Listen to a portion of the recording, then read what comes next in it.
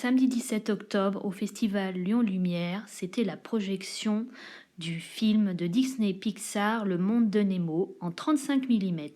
Je vous laisse avec la présentation du Ont film. besoin des grands, où il y a une sorte de solidarité. C'est un film sur la relation père-fils, parent-enfant, mais c'est surtout un monde d'enfants. Vous allez voir, il y a quelques enfants parce que c'est très joli, c'est très graphique comme un dessin animé, mais c'est aussi très documentaire, puisque le réalisateur, Andrew Stanton, s'est inspiré de tous les films de Cousteau, de tout ça, dans les fonds marins, pour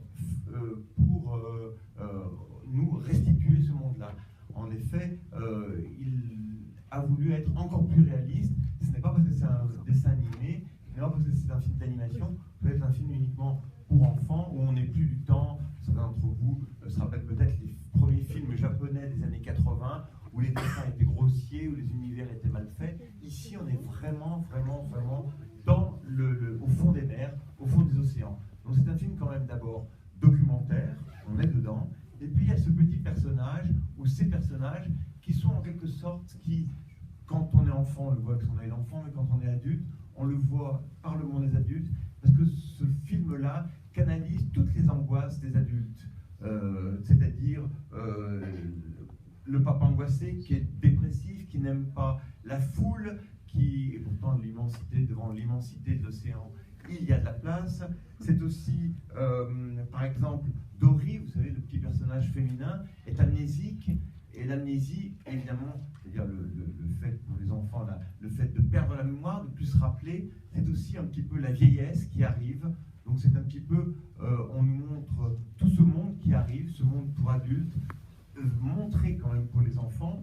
Qu'est-ce qu'on peut vous dire aussi?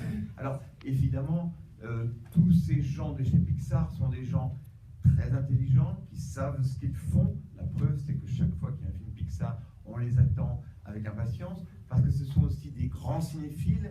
Ici, il y a un certain nombre dans ce film-là, il y a un certain nombre de clins d'œil à la cinéphilie. On y voit du Stanley Kubrick, on y voit du Hitchcock, enfin on y voit évidemment relaté, hein. Guettez bien, cinéphile que vous êtes. On est aussi dans Les Dents de la Mer à un moment. Il y a des références à Abyss, le film par excellence, le film américain, le penchant du Grand Bleu français. C'est la confrontation entre deux mondes.